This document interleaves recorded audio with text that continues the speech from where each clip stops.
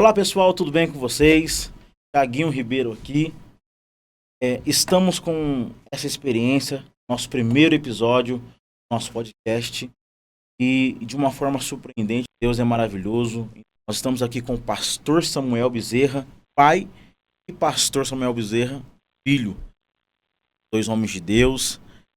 Aqui nós temos um pastor que é pastor-presidente, conferencista, escritor, compositor. Nós estaremos ouvindo bastante experiências. Está aqui também Samuelzinho, que é pastor também, advogado do nosso time. Muita coisa boa para a gente estar conversando aqui. Coisa mais importante, marido da Silsa. Marido? Marido da Silsa. Minha função principal. Minha esposa chama Silsa. Silsa, sim. Minha função principal é ser marido da Silsa. Abraço para a Silsa aí. Pastores, estão aqui em Lavras. Vamos lá contar um pouquinho da história de vocês. De onde vocês são? Inicialmente, Thiaguinho, eu quero adorar a Deus por sua vida, parabenizá-lo, né? Por esse início de uma grande empreitada aí pela frente, a propagação do Evangelho de Jesus Cristo. Que bênção, né? E nós fomos escolhidos por Deus, né, para sermos os primeiros. Tá, mas estamos aqui, é uma alegria e certamente seremos juntos abençoados e transmitiremos bênçãos, né, os nossos ouvintes. Amado, estamos aqui, trabalhando para Jesus, servindo a Deus e dispostos a, dentro da nossa limitação, sermos úteis às perguntas que você fizer. Estamos aqui, compartilhar. Vamos conversar. Pastor Samuel, o senhor é de qual cidade? Na verdade, eu nasci em São Paulo. Fui criado em Vitória, Espírito Santo. E depois fui pastor lá, né? Depois o pastor Zé Wellington me convidou para vir para Pindamonhangaba. Aí eu vim para Pindamonhangaba, depois fui para mais longe, Estados Unidos, né? Depois voltei para Pindamonhangaba, estamos lá. Melzinho. Amados, um prazer, uma alegria poder estar com cada um de vocês. Prazer estar com o Thiaguinho. Nos conhecemos aí no último domingo e parece que a gente já se conhece há muito tempo, né? Thiaguinho, eu gosto muito de podcast, gosto muito desse evangelho, que não é o evangelho preso nas quatro paredes do evangelho, que a gente lida no dia a dia, conversando com pessoas fora das paredes do templo. Isso é muito importante. É lógico que temos um amor muito grande pelo templo e pela comunhão dos irmãos, né? Eu acho importante a gente extravasar isso não só para dentro da igreja, mas para a sociedade. O podcast é muito mais abrangente, ele alcança não somente os evangélicos, mas alcança não somente os irmãos da Assembleia de Deus, mas de outras igrejas e também o não crente, que é o principal, que eu acho que é o nosso alvo principal. Sim. Levar a visão cristã e a visão do evangelho de Cristo, tirar uns estereótipos que tem por aí, né?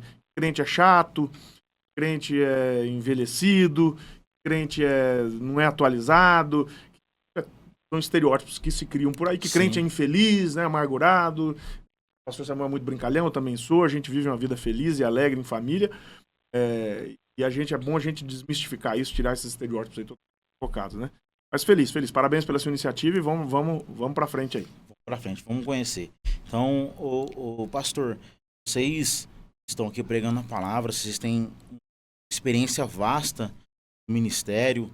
E como que é o ministério da pregação, o ministério da itinerância? Como que é esse ministério? Como lidar com esse ministério para jovens que estão começando, que têm essa sede, que estão... a gente vê vocês pregando a palavra de Deus, a gente vê vocês exercendo essa função, a gente sente essa vontade, sente essa vocação. Como que é exercer essa função? Como que é essa caminhada aí?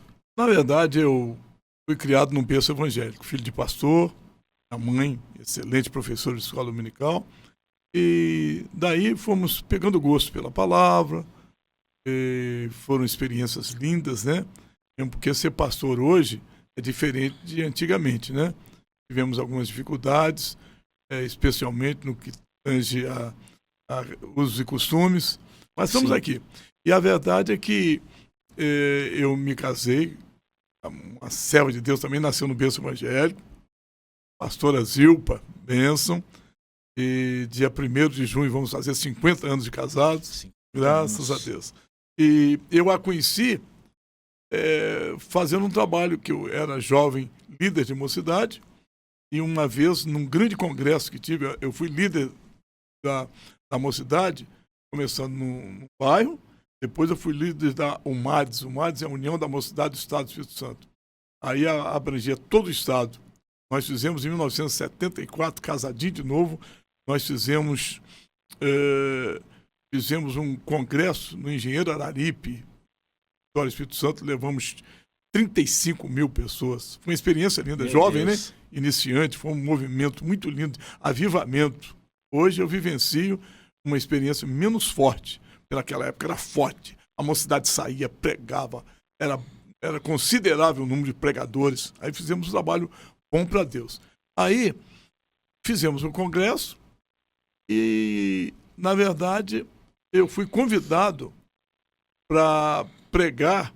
Olha, é uma historiazinha aí. Em 1970, eu fui convidado para pregar no Rio de Janeiro, cidade de Itaocara, onde nasceu esse rapazinho aqui. Itaocara, Rio de Janeiro. Nessa época eu estava com 23 anos.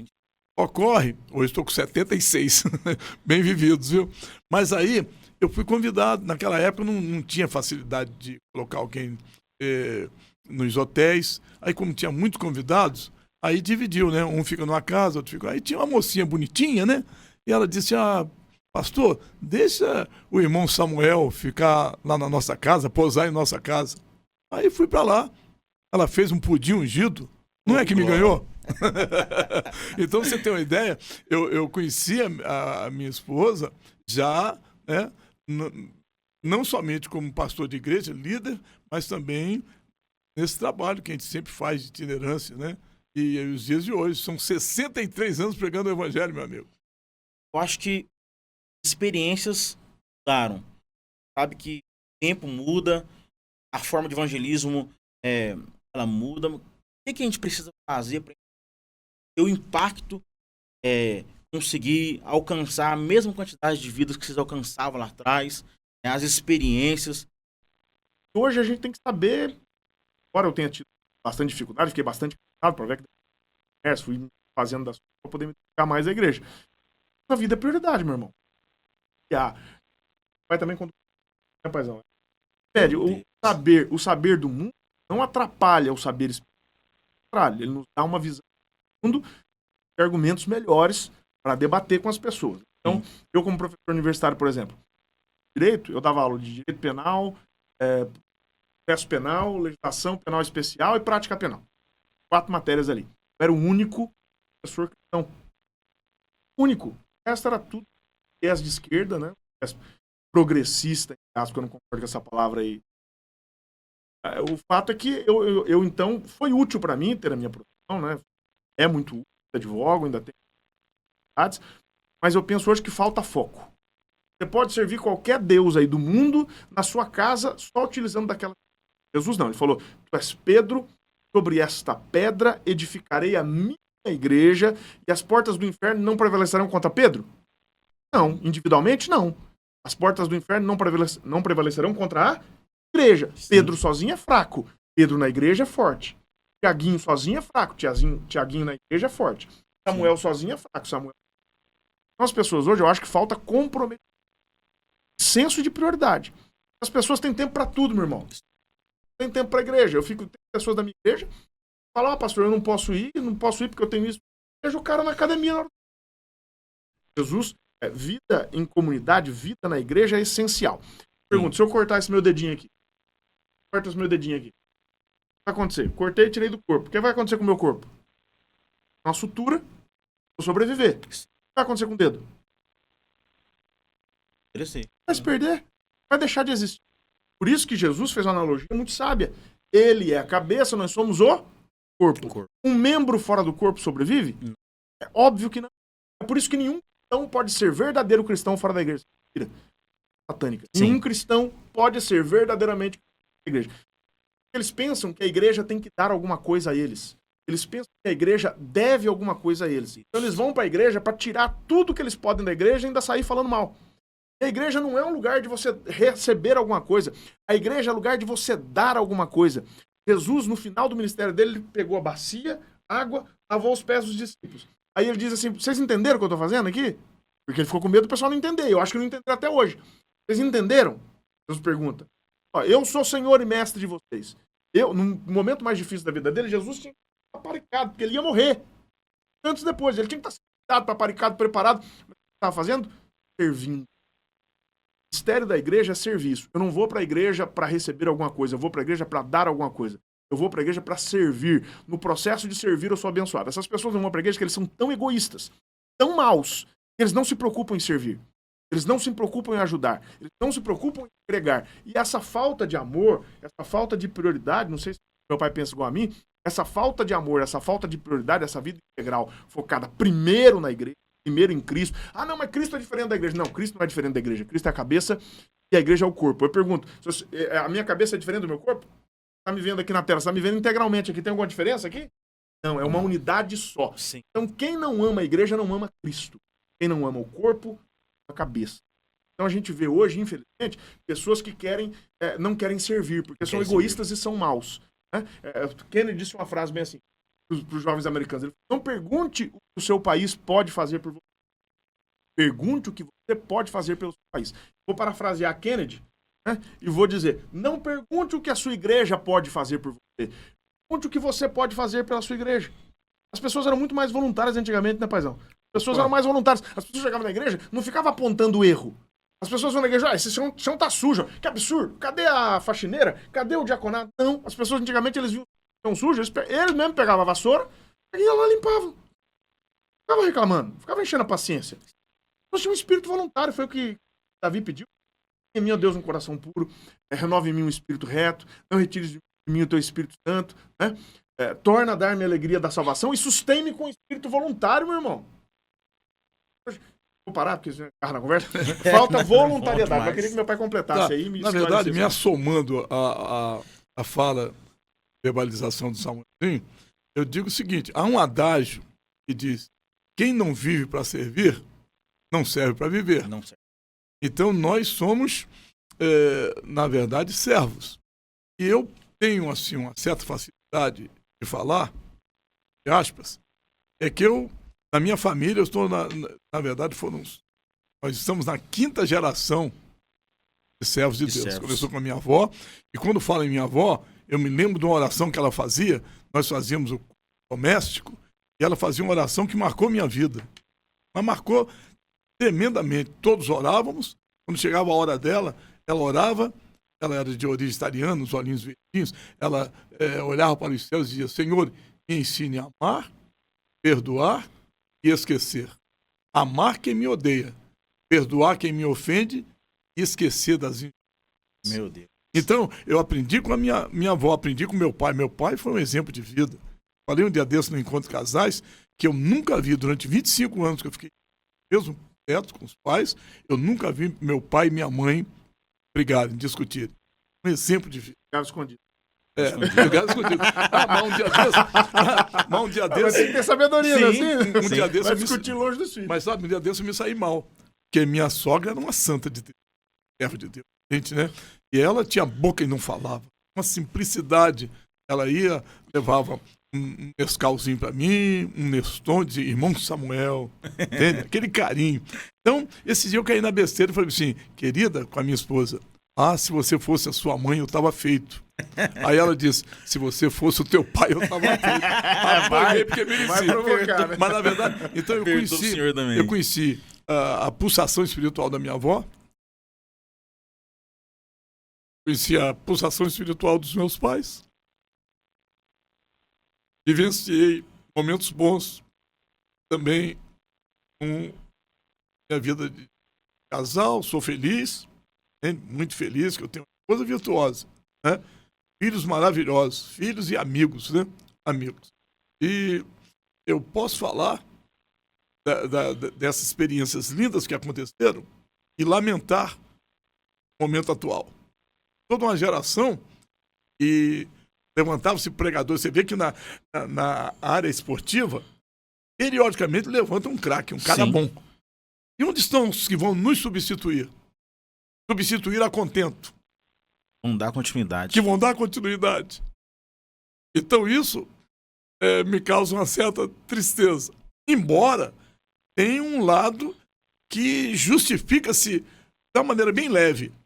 Naquela época, Mel falou. Naquela época, irmãos, eu como pastor, pregador do evangelho, 63 anos pregando o evangelho, não tínhamos o recurso que temos, gente. Não tinha internet, entende? Não tinha. Então, naquela época, a gente ia para as vigílias, orava ao Senhor, a igreja. Um dia desse até falei com respeito a pessoa esquecer um pouquinho. Já viu? Às vezes você esquece uma coisa. Então, eu estava justificando por que é que nós esquecemos. Porque naquela época minha, a informação era assim.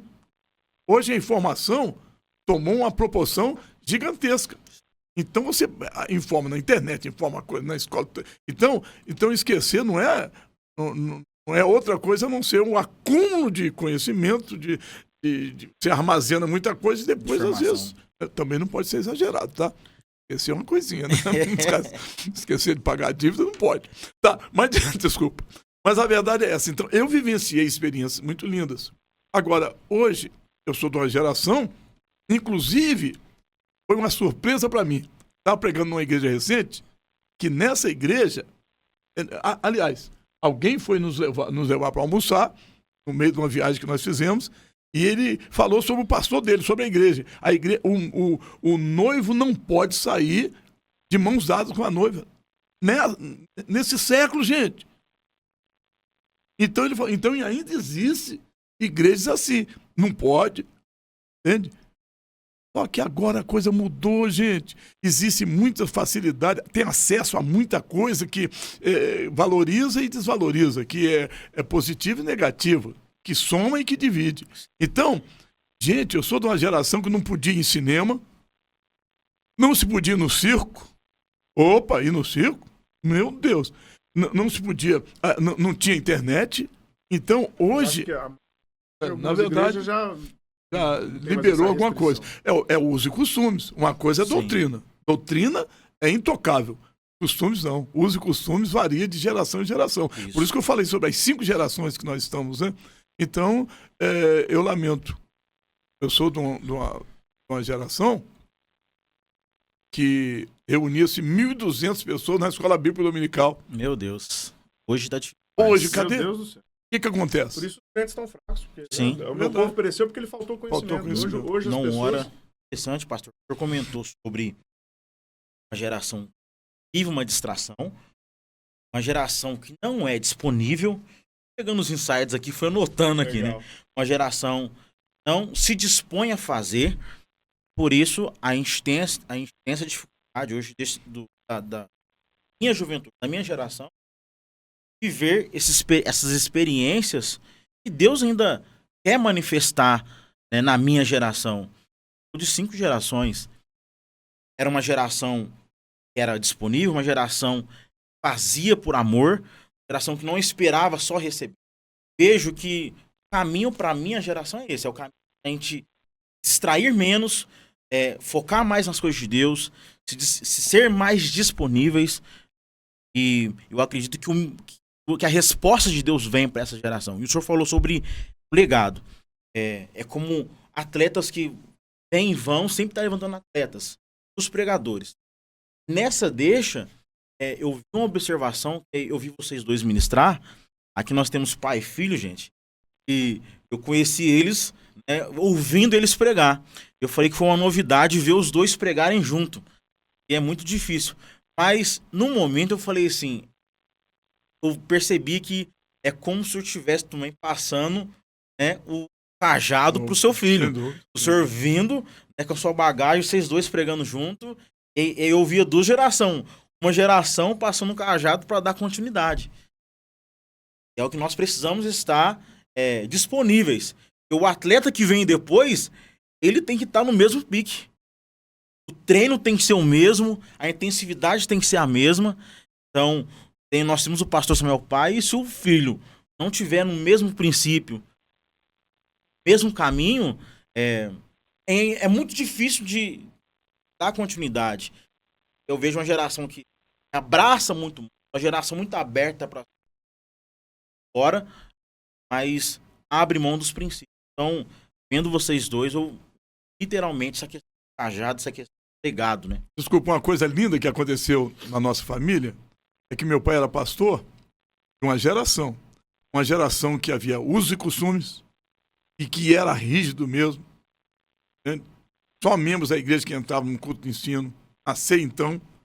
Então o que ocorre? Meu pai teve a elegância, a fineza e a sensibilidade de fazer essa transição, né, de uma igreja que era difícil, que não se podia bater palma, que não podia ir no cinema, não podia coisa. E o meu pai conseguiu trazer, respeitando essa proporção, né?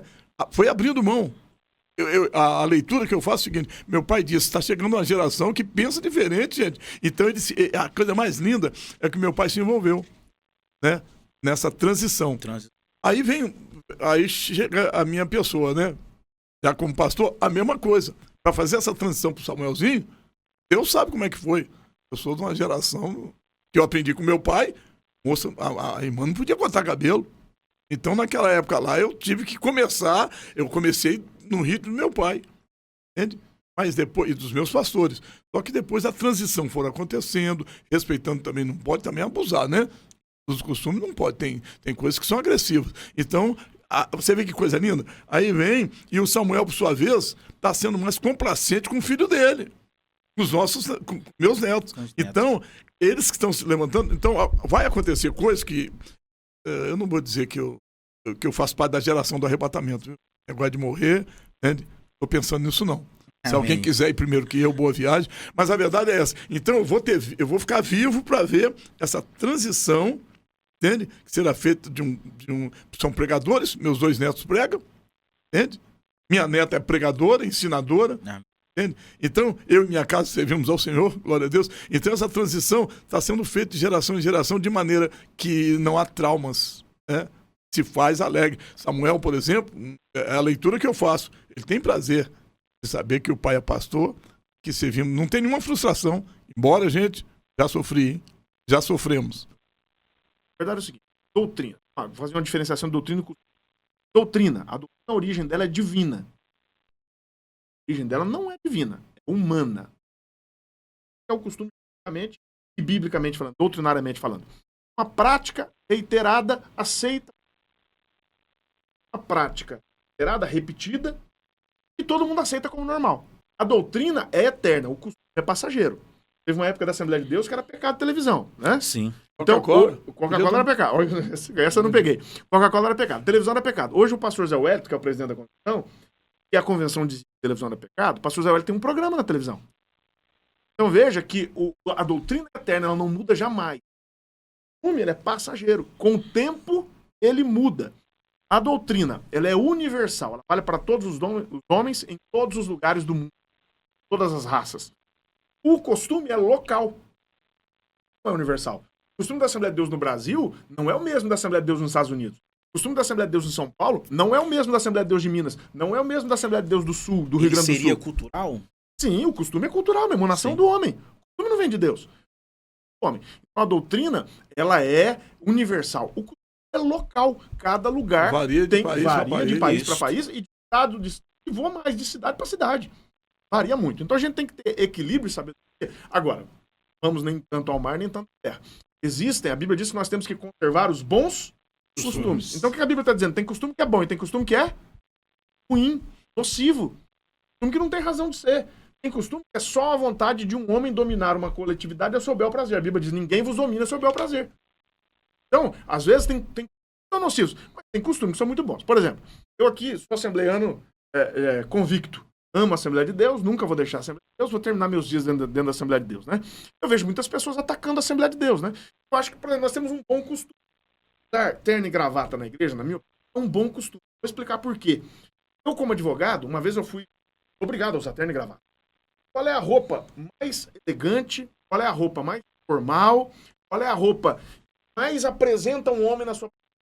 É o terno e gravata. Inclusive, o mundo oriental só rendeu o terno e gravata. Os japoneses usam terno e gravata. Os asiáticos usam terno e gravata. É a roupa que mundialmente se entendeu que é a roupa que representa o homem ficar mais elegante, ficar mais bem vestido, uma postura mais nobre. Eu entrei numa sala, eu estava de terno, mas sem gravata. Eu estava no Fórum da Barra Funda, o maior fórum da América. Entrei numa sala para despachar com o juiz. Eu tinha que despachar com o juiz coisa de 3 minutos. Era um despacho muito rápido. Quando eu entrei, ele falou, doutor, despacho com advogado sem gravata. Porque ele não estava errado. Ele podia ser paciente comigo, ser tolerante? Podia. Mas errado também não posso dizer que ele estava. Por quê? Porque o código de ética da OAB, do advogado tem que se apresentar de gravata, e o regimento interno dos tribunais exige terno e gravata dos advogados. E aí, você sabia que agora saiu agora, interessante, pesquisem aí, quem é estudante de direito pesquisa. O STJ agora, ele emitiu um sobre as mulheres advogadas. Está proibido minissaia. Está proibido roupa sem manga. A advogada não pode mais entrar nas dependências do STJ e do STF sem manga. Sem manga. Manga, não pode. Decote não pode. Cropped não pode. Barriga de fora não pode. Porque as advogadas estavam avacalhando o negócio. Né? Já estava ficando... Então hoje uma advogada ela não pode entrar numa audiência de alcinha. Acabou, não pode mais. Tem manga mostrando o braço, não pode mais.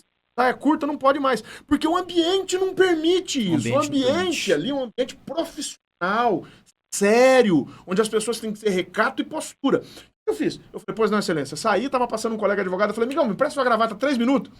Ele falou, doutor fulano de tal que o senhor tá? Eu falei, exatamente, é chato. Eu falei, não é chato não, Ele tirou a gravata, me deu a gravata, eu coloquei a gravata, nem combinava com o meu terno, não tem problema. Entrei com a gravata do colega, despachei com ele. Agora, eu pergunto, eu vou à igreja, à casa de Deus, pelo menos no domingo na Santa Ceia, pode estar bem vestido, da melhor maneira possível. As irmãs também não podem ter recato, vestido de uma maneira ordeira. Eu fui numa church esses dias aí, os caras estavam de bermudão, irmão, e camiseta regata.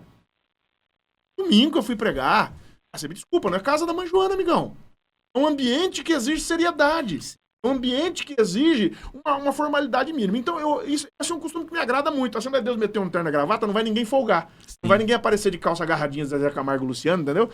Não vai aparecer. Vai cada um, todo mundo bonitinho, com ordem e decência, cara. Porque tem gente que apela. Tem gente que não sabe os limites. A nossa geração, é óbvio que eu sou a favor de algumas mudanças. Eu tenho quase 50 anos, eu não chamo meu pai de você. Pai de senhor. Eu tenho respeito por ele. Isso não tira pedaço. É uma deferência que eu faço pelo meu pai e pela minha mãe. Às vezes a gente vê que as pessoas estão perdendo muito. Saber bem, né? Diferenciar o que é válido, o que não é válido, o que é útil, o que não é. Desculpa. Também tem que ir e vir. Pensa bem. Quem foi que fundou a Assembleia de Deus no Brasil? Foi um cidadão que saiu da Europa, foi para os Estados Unidos, Europa frio, a beça, Estados Unidos, pelo menos onde eu morei, Nova York, 6 meses de frio, né? Mas frio mesmo, e 6 meses de calor. Então, obviamente, eles tinham que usar o quê? Terno. Você está entendendo? Então, porque quem implantou no caso foi Daniel Berg, o Narvingre. Falar em Daniel Berg, eu conheci Daniel Berg. Com 12 anos de idade, eu conheci Daniel Berg, em 1960. Tem história, hein? Fui consagrado ao ministério pelo pastor Cícero Canuto de Lima, antes do pastor Zé Wellington. Então, na verdade, é o seguinte. Então, tem uma historiazinha para contar. Então, a bem da verdade, é bom que entendamos, né? Lá era free. Então, quando ele veio para cá, obviamente, ele teve que vir com os ternos dele. Ele veio com a cultura. Com a cultura. Então, tem o que vem, por exemplo, de outro lugar. Então, tem que se justificar por quê. Então, se é um costume, vamos respeitar o costume, gente. Pastor, transição, bons... deixa o senhor é advogado. Sou bacharel em Direito também. Pastor também, Samuel também é bacharel em Direito. Né? E quando eu estava formando, eu tive uma grande dificuldade que muitos... Thiago, mas você é crente e vai defender bandido?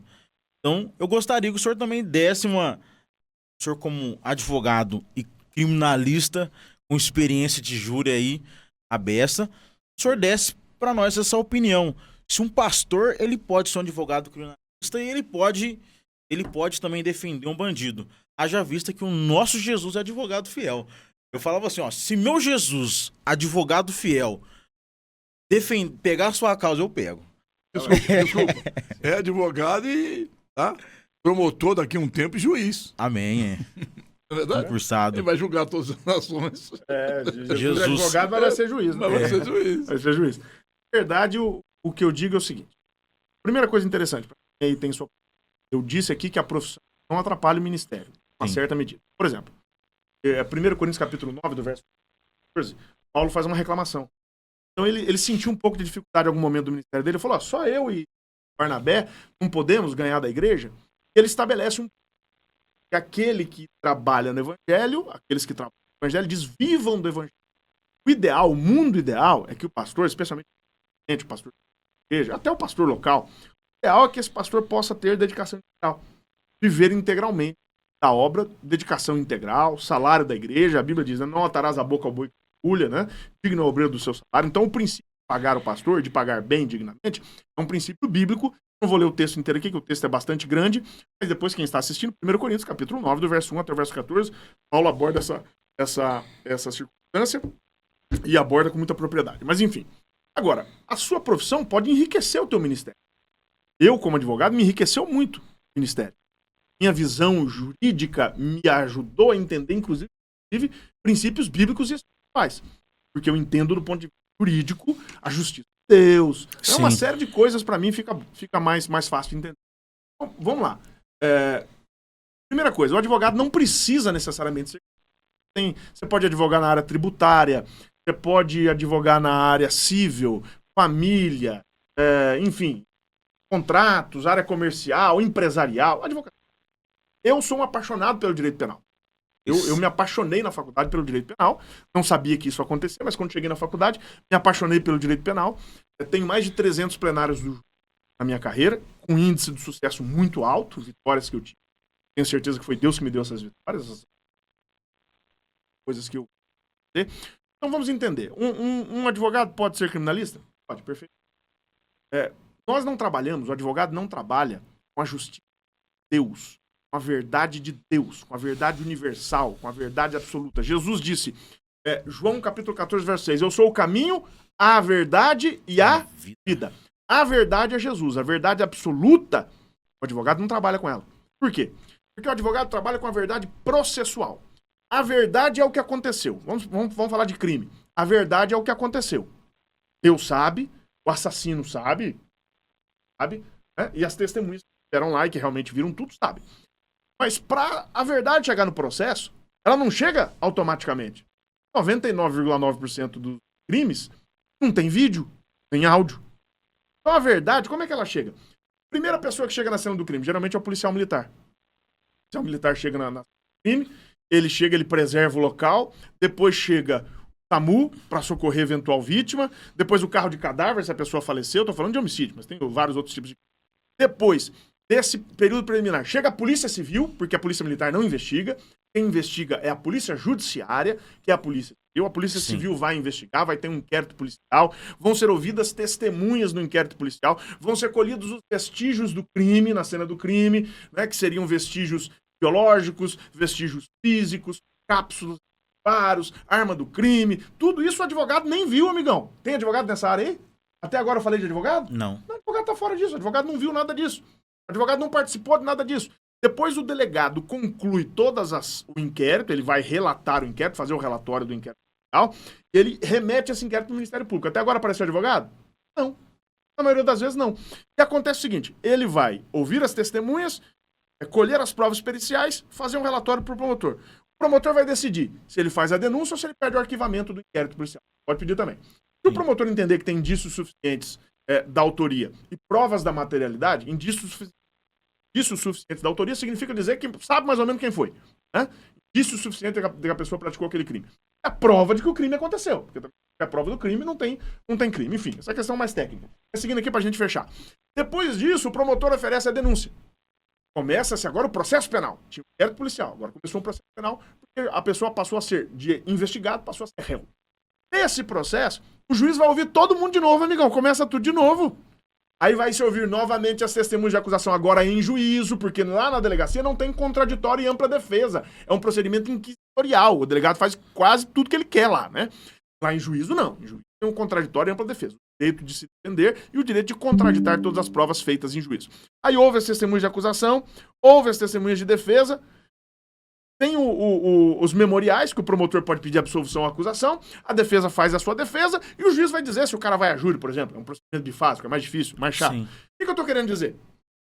Eu pergunto, onde o advogado testemunhou qualquer coisa? O promotor testemunhou alguma coisa? Em nenhum momento. O juiz testemunhou alguma coisa? chega para o promotor, chega para o juiz, chega o advogado, é a verdade real, absoluta? É a verdade de Deus? É a verdade colhida pelo...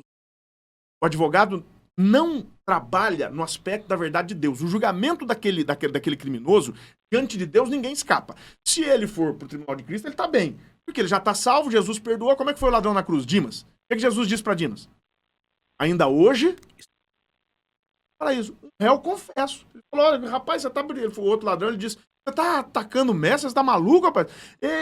Nós estamos aqui porque merecemos, estamos recebendo o que os nossos feitos mereciam. Mas ele confessa, ele fala, não é culpado.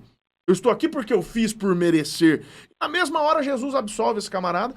E ele, naquele dia, deve ter sido interessante, né? Porque naquele dia, Jesus levou cativo o cativeiro. O seio de Abraão passou a ser paraíso. O seio de Abraão ficava lá no Hades, né? Um grande abismo. De um lado, o Hades, sofrimento. Do outro lado, o seio de Abraão, que Jesus cita em Lucas capítulo 16.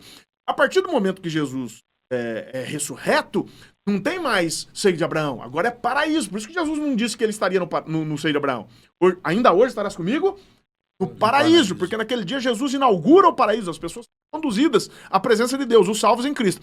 Então já pensou naquela reunião? Aparece lá Tiago, Davi, Moisés, e o pessoal se conhecendo lá e conversando. Tô imaginando aqui, né? Eu tô no asa da minha imaginação. Você quem é? Eu sou Moisés. Você quem é? Eu sou um profeta. E você quem é? Eu sou um ladrão. Mas peraí, como é que você entrou aqui? Ah, aquele moço bonito ali, ó.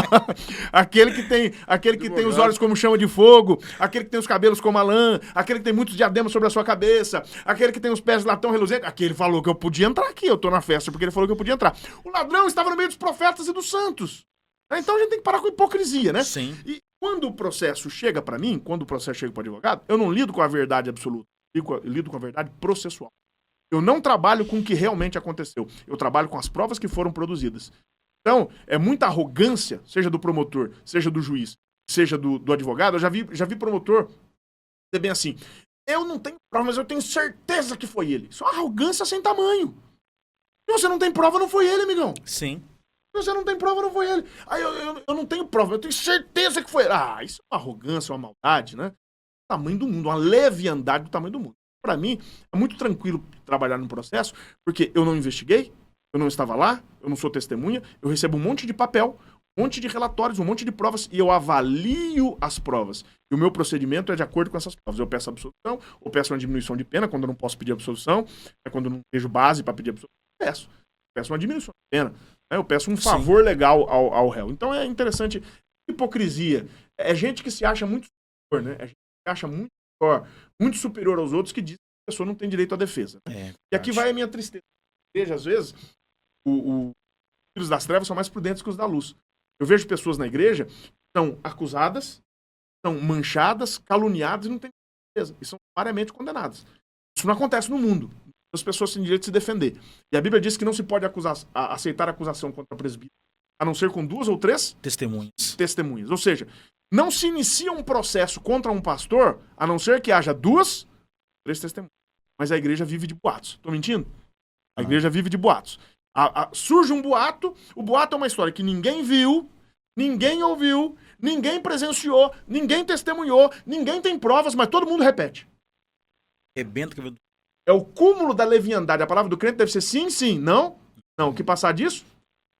Provém do maligno. Então esse tipo de conversa provém do maligno. E a pessoa é condenada sem direito à defesa. A pessoa sumariamente condenada, nas redes sociais, sofre uma punição severa, sem que ela tenha tido, no mínimo, a oportunidade de defender. Eu lembro, só para fechar esse assunto, uma vez que uma irmã falou, pastor, estava aqui, o fulano de tal fez isso, era um ministro de louvor, inclusive, fez isso. Falei, excelente, perfeito. A senhora viu? A senhora testemunha? Não, meu filho viu. Excelente, quando é que seu filho pode vir aqui? Não.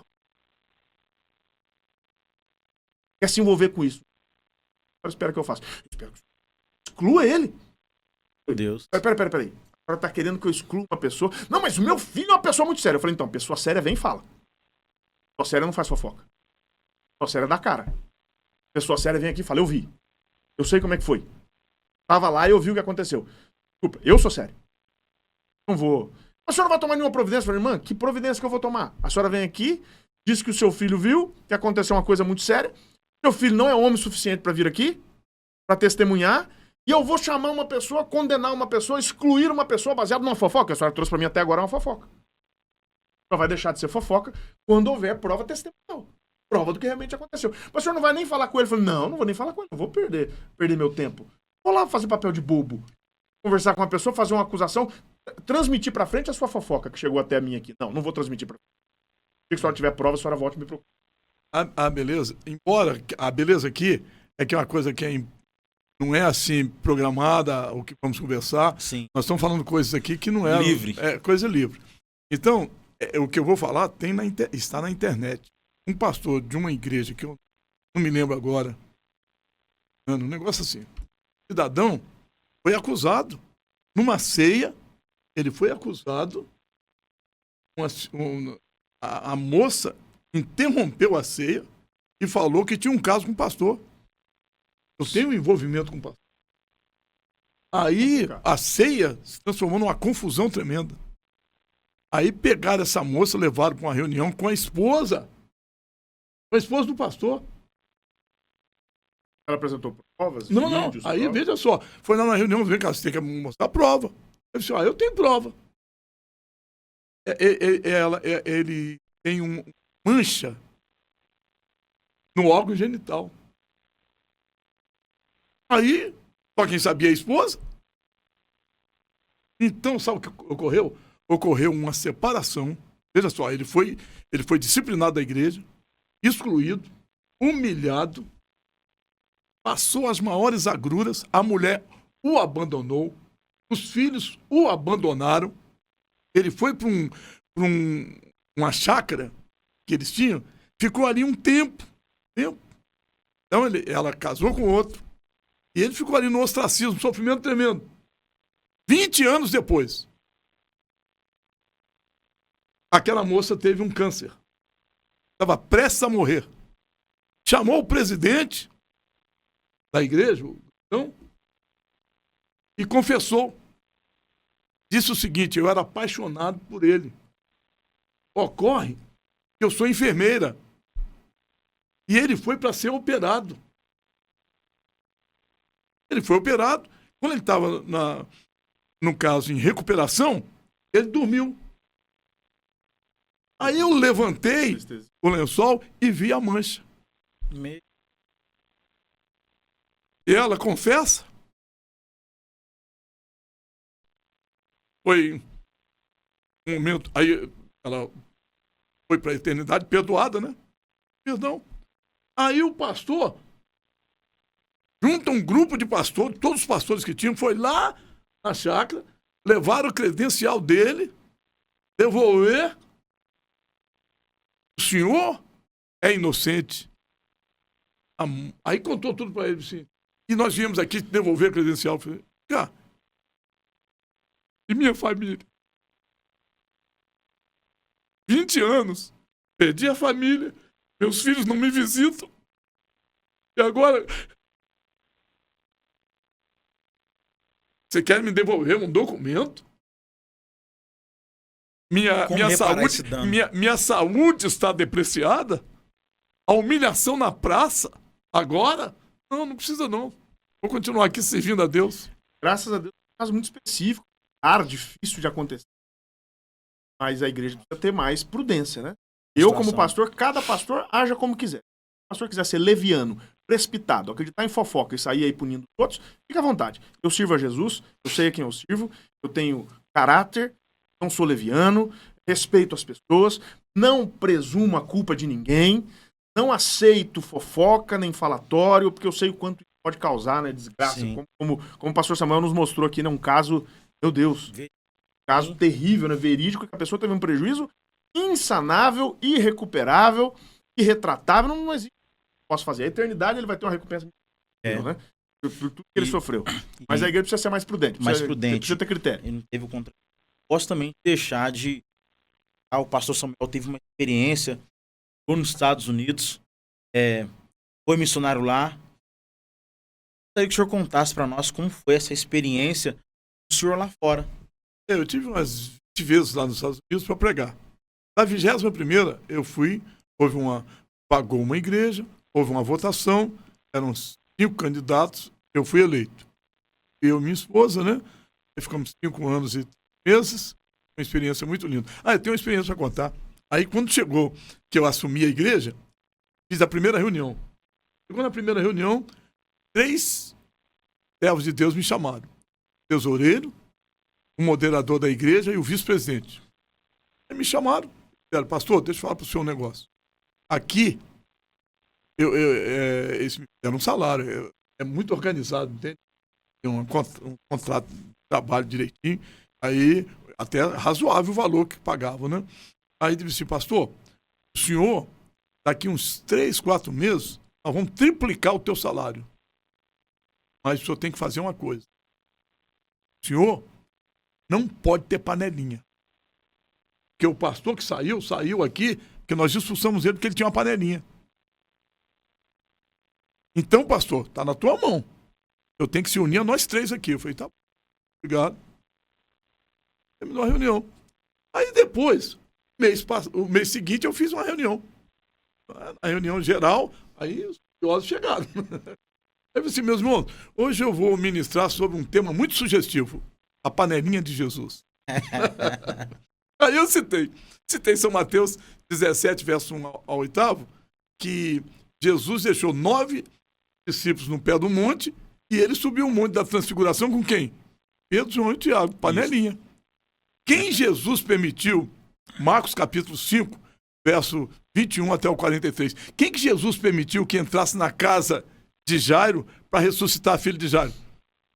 Pedro, João e Tiago, a panelinha. então, irmãos, ter homens de confiança não é panelinha. Aqui eu vou trabalhar com homens de confiança. Aí não deu 4 meses, o tesoureiro não era mais tesoureiro. A comissão de contas, os negócios lá, então Deus tirou o tesoureiro. Aí o moderador ficou, quer dizer, apagado. Aí depois, no fim do ano, tinha mudança de... Isso foi em junho, aí tinha mudança de diretoria, a gente deixa os cargos à disposição, aí o vice não era mais isso, né? Jesus! E a experiência? Fazendo uma limpeza, né? Desculpa. Aí lá, em Nova York, eu fui consagrado a bispo. Só que eu voltei pro Brasil e pedi meu bispado. Aí, só que eu fiz um livro, entende? Um bispo em Nova York. Você tem um príncipe, meu filho? Tem um bispo também. E a experiência da Calçada da Fama? Calçada da Fama. Foi na primeira vez, 1994, eu fui pregar em Boston. Aí depois o pastor, muito elegante, me mandou para alguns lugares. E eu fui, preguei, aí teve lugar de lazer, né? Eu fui lá tive a oportunidade na Disney, né? Tem Disney na Califórnia, tem, no caso, na Flórida e também na França. Tá. E aí eu fui lá em Los Angeles, na Calçada da Fama. Aí o que eu vi ali, eu anotando direitinho alguma coisa, vou preparar a mensagem. Preparei uma mensagem, aí Deus mandou fazer um hino. Eu fiz um hino na Calçada da Fama. Vou dar uma palhinha. Dá uma palhinha. Eu vou dar uma palhinha. No fim, eu terminei assim. Na Calçada da Fama, não vi o nome de Jesus. Vi nomes de ímpios, inimigos da cruz. Quem lhes deu o sucesso e norteou o seu destino não foi o rei do universo, mestre amado e divino. Na Calçada da Fama só existe lembrança de quem morreu sem Jesus, sem paz e sem esperança. É preciso entender que o Cristo nos ama, mesmo não tendo o nosso nome. Na Calçada da Fama. Glória a Deus. Amém. E vamos finalizando aqui. Posso deixar de fazer 2 perguntas. A primeira é Instagram, Samuel Lopes. O nome dele é bonito, hein? É, bonito. O nome ajuda. Ele perguntou assim, ó. Como saber se eu tenho uma chamada ministerial? Fácil. Já digo de antemão, todos nós temos uma chamada ministerial. Uma coisa é consagração, chamada. Consagração e outra não. Mas, por exemplo, o primeiro chamado, Marcos capítulo 10, verso 15. Ide por todo mundo, é o evangelho universal. Todo mundo que aceitou Jesus já recebeu essa chamada. Então, todos os cristãos são chamados para o ministério. Pregação da palavra, no mínimo. E aí, vamos mais adiante. Do ensino, Evangelho de Mateus, capítulo 8, verso 18, Jesus disse, é-me dado todo o poder, céus da terra, céus na terra. Aí ele fala no verso 19, portanto, ide, fazei discípulos em todas as nações, batizando-as em nome do Pai, do Filho e do Santo, ensinando-as a guardar todas as coisas que vos tenho dado. Esse que eu estou até a consumação. Nós temos uma chamada aí, universal, para pregação e para ensino. Todo cristão tem que ensinar o filho, todo cristão tem que ensinar em casa, todo cristão tem que ensinar quando evangeliza. Isso é um chamado universal. Agora, pode ir além. A Bíblia diz, 1 Timóteo 3:1, se alguém almeja o episcopado, excelente obra deseja. Então, primeira coisa, a chamada é feita geral para a pregação do evangelho, para anunciar a Cristo para todos os cristãos. Mas se eu tenho paixão pelo ministério, se eu estava dizendo, né, que muitas pessoas vêm pregando, ficam com vontade de pregar também, isso é de Deus, isso é o Espírito Santo que coloca no coração da pessoa. Então Paulo está dizendo para Timóteo, se você deseja o ministério, se você deseja ser diácono, presbítero, evangelista, pastor, bispo, apóstolo, seja ancião, é uma coisa excelente, Deus se agrada com isso. Então o primeiro passo para você ir para o ministério é você se voluntariar. Como é que foi com Isaías? A quem enviarei? Isaías capítulo 6, verso 8. Quem há de ir por nós? Ele diz, eis-me aqui, Senhor, envia-me a mim, eu quero ser obreiro, eu quero ser ministro, eu quero ser profeta, eu quero anunciar. Então, se ele está perguntando se ele tem chamado, imagino que ele queira, que ele deseja. Eu posso garantir para ele que ele tem chamado. E basta. Dons espirituais. Tem gente que acha que Deus escolhe uns afortunados, igual o pastor Samuel, que dá uma mente fotográfica, que fala de jeito, e que isso aí, Deus escolheu ele no meio de todo mundo. Não, ele buscou. A Bíblia diz, buscai os melhores dons. Os dons espirituais devem ser buscados. E a Bíblia fala bem assim, principalmente o de profecia, que é considerado um dom superior na igreja. Sim. Então, o dom espiritual não é que Deus faz uma loteria. Deus olha e fala assim, eu vou escolher o Tiaguinho e vai ter dom disso. Vou escolher o pastor Samuel e vai ter dom disso. Não, as pessoas que têm dons buscam em oração, em consagração, inclusive com pedidos específicos a Deus. Né? Eu tenho pedido muito a Deus o dom de cura, um dom que eu peço muito.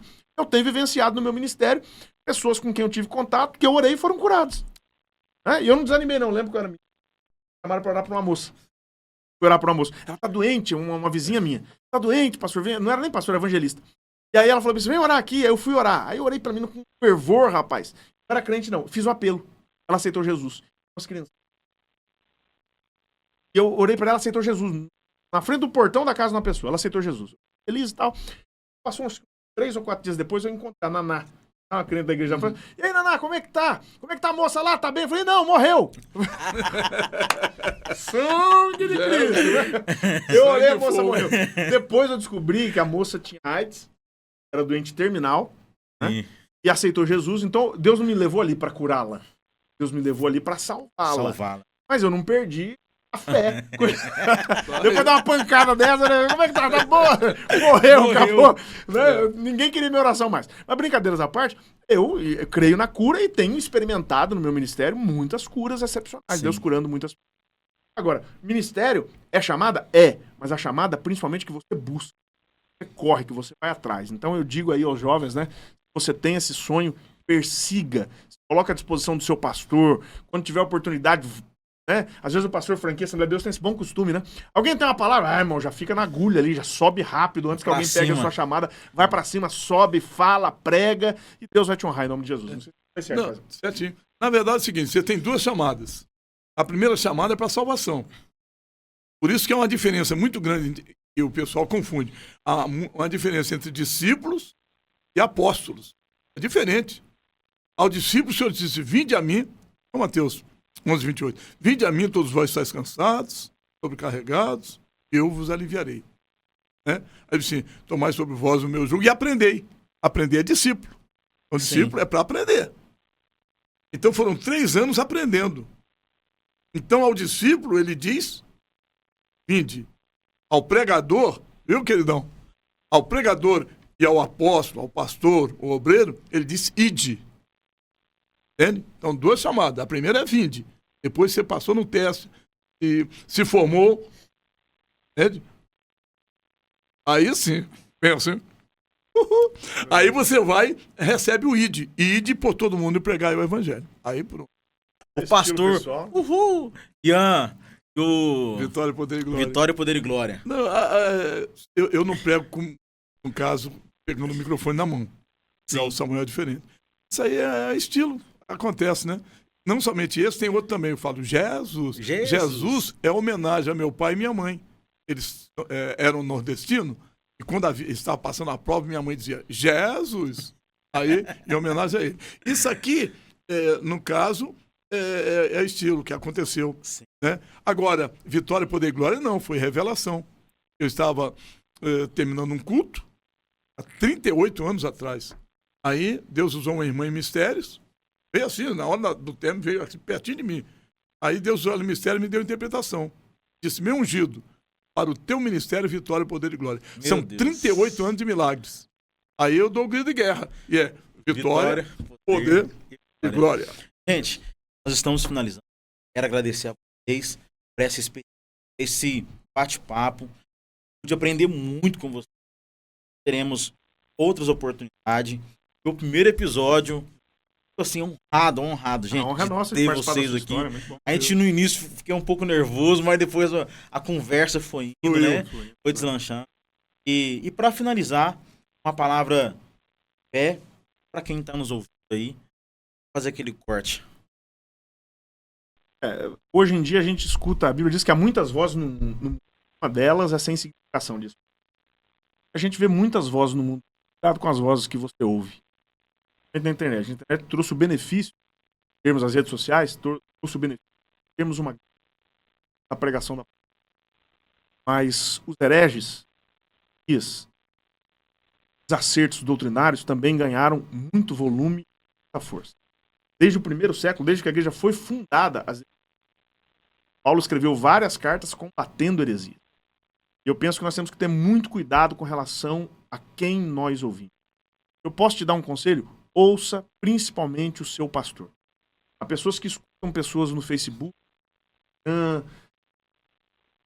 nas redes sociais como um todo, no YouTube, pessoas que você não sabe quem são. Você não sabe como é o casamento dele, você não sabe qual é o testemunho dele. Tem uma vida privada que você não conhece. E essas pessoas se arvoram, às vezes, numa autoridade maior do que a do pastor local, maior do que a do pastor presidente, maior do que a do pai e da mãe. Isso é muito perigoso. A Bíblia sempre tem um princípio de autoridade muito rico. Seja muito criterioso com relação a quem você ouve e a quem você dá ouvidos. Dê ouvidos às pessoas que você conhece.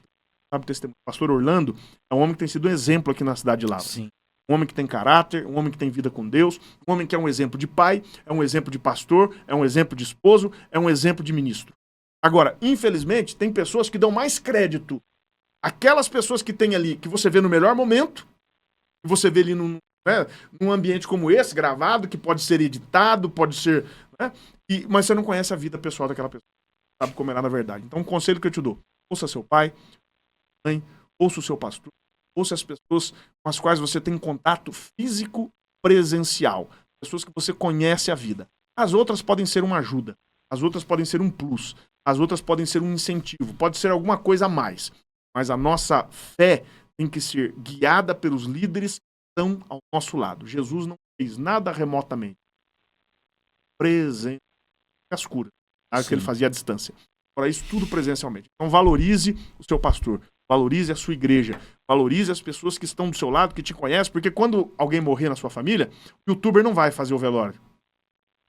Quando você for se casar, o youtuber não vem te casar. Quando você for passar pelas águas, o youtuber não sai de lá e vem batizar você nas águas aqui. Isso. Não é ele que te consola, não é ele que te guia, não é ele que te ajuda. Quando você tá com um problema no casamento, ele também não tem tempo para perder com você. Aí você procura o seu pastor. A gente tem que honrar quem nos honra. Honrar quem está sofrendo com a gente todo o tempo. É a palavra que eu deixo. No apagar das luzes dessa oportunidade tão linda que Deus nos dá, minha gratidão ao Tiaguinho e gratidão a você que tem essa paciência de nos ouvir, mas eu termino passando para você um esboçozinho, tá? Para você que vai começar a pregar, você que está curioso, e para você também um aconselhamento pastoral dentro de minutos. Primeiro, uma das primeiras pregações que eu ministrei. Parar não posso. Prosseguir é o meu desejo. Vencer é o meu alvo. Lutar é o meu dever. Deus fará o melhor. Ô, glória. Amém. Obrigado, Deus abençoa. Máximo de gratidão. Amém. Esperando Deus, agradecer pela vida, essa experiência, que o Senhor possa abençoar, Pai, aquele que vai estar ouvindo, Pai, esta mensagem, possa edificar nossas vidas, Pai. Obrigado por tudo. Abençoa o ministério, Pai, desses 2 pastores que são um exemplo para a nossa geração. Aprendemos muito aqui hoje, Pai. Por isso sou grato por esse primeiro episódio, por ter essa primeira experiência e saber que o Senhor tem cumprindo as suas promessas em nossas vidas. Em nome de Jesus, amém e amém. O nosso lema é Deus. vitória, poder e glória. Amém.